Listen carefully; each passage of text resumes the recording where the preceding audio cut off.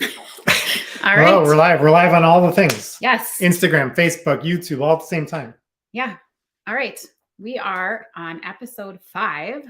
Last week, you got to have Maggie and Matt on, which is super fun. I can't wait for you and Matt to do one together. And Maggie and I are going to be together this weekend, so we'll be able to do one. Yeah. That'll be super fun. So this is Real Life Lounge. Yeah. Real topics, real talk. What are we talking about today? We're going to get into money, which I love. It's funny, as we talk to families about the things they wish they would have learned when they were younger, right? And the things they want their kids to learn as they're young. Money comes up all the time. Yes. And you can teach a lot about money management, like budgets and checking accounts and credit cards and that kind of stuff. But we're not going to talk about money management today. We aren't, but I will preface really quick. So March for Real Life Learning Co. is our money themed month. So we have some really awesome master classes coming up that include talking about all those things, needs versus wants, what the difference is between debit cards and credit cards and electronic money and paper money and all of those things. And one of the guests is speaking about money mindset and the energy of money. And that's what we kind of want to talk about today. Yeah. And so there was kind of a pivotal moment for us in our relationship where we decided to listen to a book together called The Secrets of the Millionaire Mind by T. Harv Eker. A lot of you might already know about this book. It's been around for a long time. If you don't know about it, it's a great book to read together with your spouse. Very short, easy to consume chapters. Just really makes you start thinking about your own money mindset. Yeah. So what we mean about money mindset is how do we think and feel about money? And really like digging into your true like beliefs around this, where you could, think that you feel a certain way about money, but if you really dig into it, is that the reality? So we can grow up thinking that money is evil and that rich people are jerks and that, money is what is like the root of all evil. All those sayings, and there's a lot of variations to that, right? Like you don't have to necessarily think money is evil or think that all rich people are jerks. There can be like, it's a continuum, right? I just, even this past week being with my parents, I picked up on a couple comments that my dad made just around money. And so just so much of our programming around money comes from our parents, right? Just like all these other things we talk about. Yeah. So really thinking about the things that you heard your parents say when you were a kid, and that so much of that informs your thoughts and feelings around money.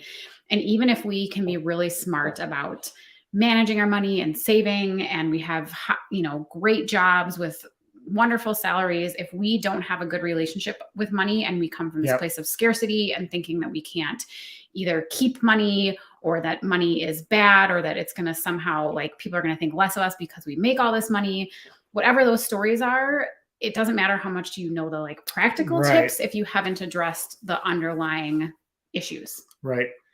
We've, one of the big keys in our life has been to appreciate money and to pay attention to money. There was a time when we were struggling with money, we were ignoring it, which is super common because it's like, I don't want to face the problem. I'm going to ignore it. Put it in the shoebox, shove it away. And as soon as we like decided to let ourselves have a relationship with money and a positive one, we started to nurture that relationship by paying attention to it all the time, to where today we're at a point where we literally track every single dollar that comes in and every single dollar that goes out. And we have a monthly meeting about those dollars because we have a relationship with money and we have the mindset that we want money to be our friend, but also a river. Right. Yeah, I was gonna. So like something that can flow through us, because having great wealth gives an opportunity to be really generous and have a lot of impact. Have a lot of impact in the world. There's varying mindsets about wealth and money, and one of them is you can't take it with you, so you might as well spend it all while you're alive. And the other is I'm going to create a legacy for the generations to follow and for the world to create philanthropy for the world. So there's two different ways to look at that. And then again, that's mindset. Yeah, I want to go back to the river in case people aren't familiar with that analogy. So when you create a lot of wealth, you can think of yourself being this river where all this money is coming into you, and then you're also able to pass that money along, whether it's to your children or to all these great organizations in your community, the country, the world that you want to impact. So really having this mindset around creating a lot of wealth allows you to really impact so many people downstream from you. Whew. Look at all those goosebumps. So yeah, I love that analogy. So teaching our kids that, and I mean, even little things like in Secrets of the Millionaire Mind, he talks about being a money magnet. And every time you find money, whether it's a penny or 10 cents, you say, I'm a money magnet. And for we taught our kids that when they were really little.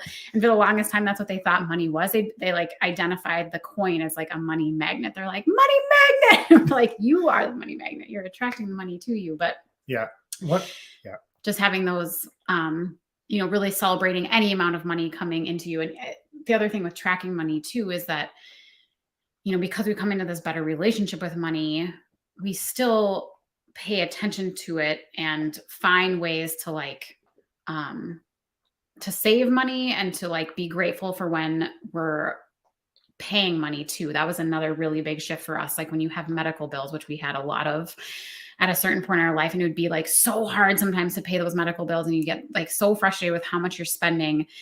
And so whether it's on a medical bill or your house bill or heating bill, and shifting that mindset to a place of gratitude, like, wow, all of the people and the things that had to happen in order for you for our child to have a successful surgery, or for us to have a house with a roof over our heads and to have heat. And, so having gratitude that you are able to basically thank the people that created those luxuries and necessities in your life. And we literally went through the practice of writing on our bills, thank you.